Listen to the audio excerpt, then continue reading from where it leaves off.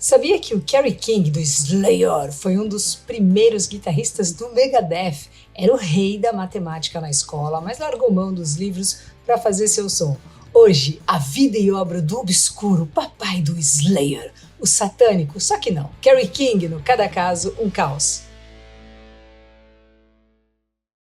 Kerry Ray King nasceu no dia 3 de junho de 64 em Los Angeles. Ele era um caçulinha, assim, foi super mimado, sabe? A ponto de quase nunca levar bronca. Ele mesmo disse que cresceu sem nem saber o que é se rebelar. Quem olha na lata dele ali nunca vai imaginar um treco desse, né? Pois é. Dentre vários mimos, o presente mais da hora, assim, veio quando ele tinha 13 anos. O pai soltou ali uma guitarra na mão dele, numas de manter ele longe das baguncinhas, assim. E acertou lindamente. Ele já pirava uns sons, assim, por influência da irmã mais velha, né, das irmãs mais velhas, adorava ouvir Judas, mas pirava mesmo em Van Halen, ótimo gosto, aliás, né. Na escola era aluno, assim, 10, tinha boletim de dar inveja e até ganhou troféu de matemática. Isso tudo até ali no meio da adolescência, e nessas descobriu que dar um rolê com as menininhas era muito mais legal que enfiar a cara nos livros. Daí pra frente, ele só tinha espaço na cabeça para duas coisas, mulheres e, claro, guitarra. De vez em quando fazia um som na banda do professor dele, que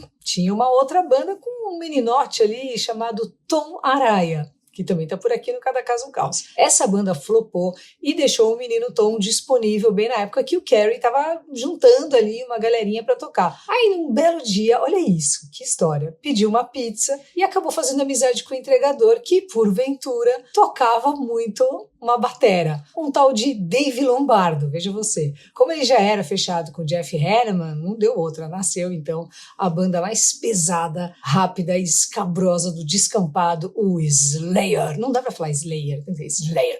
Quando começaram, né, a molecadinha não tinha a menor ideia de que eles estavam vivenciando ali o nascimento do thrash metal. O Kerry disse isso, né? Ele falou, a gente só tava fazendo o nosso som, tocando o que a gente gostava, né? Nunca ia imaginar. E o gosto do Kerry sempre foi pra esse lado mais maligno, vamos dizer. Tudo que era disco que tinha caveira, os demônios, né, os pata rachado, alguma coisa pegando fogo, ele levava pra casa. Foi nessas que ele acabou se apaixonando pelo Venom. Agora, imagina a cabeça desse moleque quando o Venom fechou uma turnê com eles. Meu Deus, né? Bom, mas nem tudo era essa maravilha e tranquilidade. Como a gente viu no episódio do Tom Araya, a galera da igreja, a família tradicional, simplesmente odiava o Slayer. E quanto mais eles odiavam, mais ele se empenhava no Slayer. Até que em 84, o Kerry foi convidado para ser guitarrista de uma bandinha aí que estava começando, né? Vai que dá certo, não sei. Um tal de Megadeth. O Dave Mustaine foi saído do Metallica e estava juntando um time ali para bater de frente com os ex. Pro Kerry foi uma honra, porque ele era super fã da banda e tal. E mais ainda do Mustaine. Ele abraçou a gig e estava lá nos primeiros shows que o Megadeth fez na carreira. Demais, né? Só que esse namoro, né, dura um pouquinho porque o Slayer estava entrando no estúdio para fazer o Hell Waits, coisa linda. E era no Slayer que estava o coração do Kerry. Depois de um tempo veio aquela pedrada que mudou o rumo da música pesada no mundo, que é o Raining Blood. Raining Blood, maravilhoso. O disco que deixou geral com o queixo assim no chão e marcou um momento crucial ali do thrash metal. Pro Kerry King eram só mais 10 músicas. Não é que ele não se importava, ele só não tinha noção que tinha parido um diamante sangrento. Junto com todo esse peso, veio mais uma tonelada de críticas aí por causa dos temas super levinhos, né, que eles abordavam. Mas o Kerry queria mais. Para ele isso tudo era gasolina. Ele disse que se tem uma coisa que ele gosta é de mexer com a cabeça das pessoas. Além do pata rachada, ele tem uma outra grande inspiração. Pessoas idiotas, né? Então o que ele fala? Para ele as pessoas são inerentemente estúpidas e ele falou que ele se alimenta disso. Então ele fala assim, que se ele acorda de bom humor e precisa trabalhar, é só ele dar uma saidinha, aí dá uma interagida ali com as pessoas e pronto, ele volta para casa e descarrega todo o ódio, ó que fofo. Outra coisa que irrita muito ele é a falta de educação, porque segundo ele falou assim, eu posso estar no Slayer, mas eu sou educado. Não só educado também, como ele passou longe da eventual bagunçada que a gente encontra aqui no Cada Caso um Caos. Sabia que ele nunca usou uma droguinha na vida, mas ele fala que ele é um bebedor experiente, veja bem, experiente, não tipo loucão assim. A pira do Kerry mesmo é tocar. mas ele diz que não é daqueles que fala que o palco é minha droga. Para ele ainda é trabalho, mas um trabalho que ele gosta muito de fazer. Só que assim, ali no meio dos 90, ele considerou então desencanar e parar de tocar, e o principal motivo foi a patotinha do Fred Durst, que também está por aqui. Ele conta que quando ouviu o Limp Bizkit, ele se sentiu ofendido e não conseguia entender por que eles faziam tanto sucesso. Pegou, assim, sabe? O mesmo aconteceu antes, quando o Green Day estourou como uma banda considerada punk. O Jeff Hanneman era super fã de punk raiz, né? Um guitarrista lendário e também o principal parceiro de composição do Carey.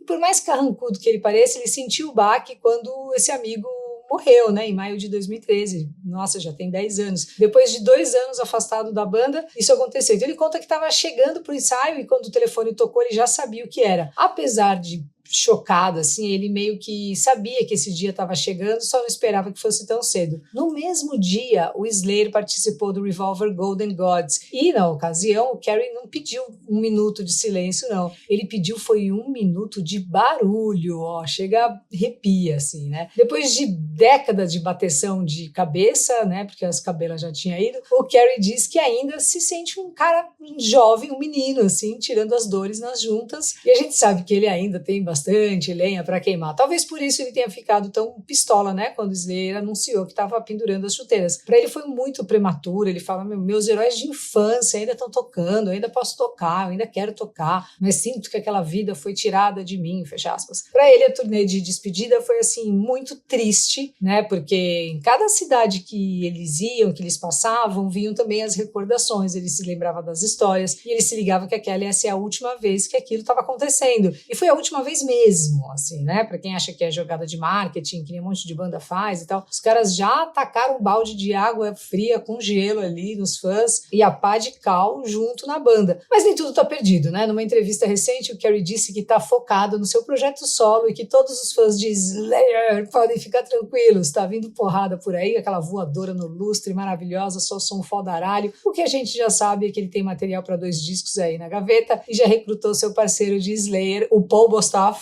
para assumir as baquetas. Resta a nós, então, fãs, aguardar esse projetão sair do papel e, claro, torcer para que bata aquela saudade da ex, né, no Tom Araya, para que a gente possa ver os deuses do thrash metal descendo o braço mais uma vez. Então, um grande viva aí ao Slayer e a esse fritador absurdo mestre Kerry King. Para falar sobre outro mestre, Alexandre Vatti, fala aí, Ale. Salve, Luca, e toda a galera querida aqui do Cada Casa um Caos. Vamos falar um pouquinho hoje sobre Mr. Kerry King. Não tem como não fazer isso aqui para a gente estar falando do quê? De, Slayer e Mr. Kerry King, esse guitarrista fantástico que é referência para todos nós. E vocês viram a Luca falando? Ele não se enquadra muito aqui, né, nos caos e tal, porque ele nunca entrou muito nas badernas e tal. Era um cara focado e de poucas palavras, como vocês percebem ali, né, nas entrevistas, mais sisudo e tal. Muitas pessoas podem dizer, o cara é arrogante, mas não se trata disso. Vamos lançar a mão da teoria junguiana para a gente ver um pouquinho, né, ajudar a gente a entender a tipologia ou os tipos psicológicos. O Jung foi o cara que preconizou os tipos psicológicos. Já falei aqui em outros episódios sobre a introversão, a extroversão, que é onde está, né, ali o foco da atenção da gente e tal. E provavelmente o Kerry King, ele é um introvertido e uma função pensamento introvertida com uma sensação também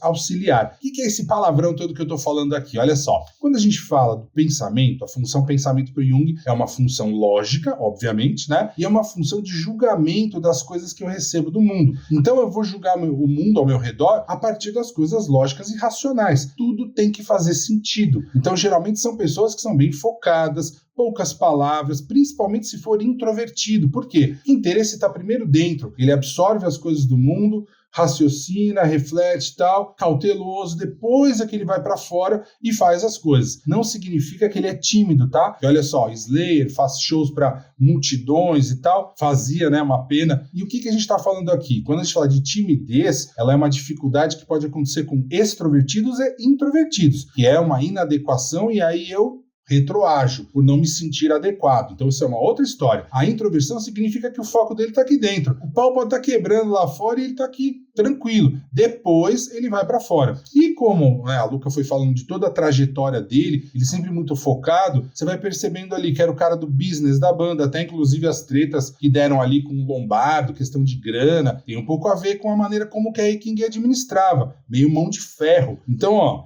pensamento introvertido, ou seja, eu julgo o mundo através das coisas bem lógicas, isso aqui não faz sentido, isso aqui não é legal e tal, sempre categorizando as coisas. Essa é uma das principais coisas que aparecem na função pensamento. E a coisa da sensação, que é a concretude, que é uma função de percepção também, o que acontece? Ele vai perceber o mundo de maneira bem concreta. Isso aqui existe, isso aqui, é mão, tecido, dedo, guitarra, sabe? Bem assim, não é preto no branco. Então, geralmente você vê esses caras e aí parece que eles são um pouco arrogantes. Por quê? A função que seria oposta que o sentimento para ele tá lá no inconsciente. Então, não é um cara que vai abraçar todo mundo, diferente do Araya, que é o cara que vai, abraça todo mundo, brincalhão, sempre sorridente. Então, vocês percebem? A tipologia ajuda muito a gente a entender como que funciona, né? A pessoa ali, o outro e tal, e como a gente funciona, obviamente. Então, por isso que é muito legal a gente fazer a testagem aí do QATI, que a gente tem aqui no Brasil, que é o questionário de avaliação tipológica, que a gente pode descobrir a nossa personalidade, tá bom?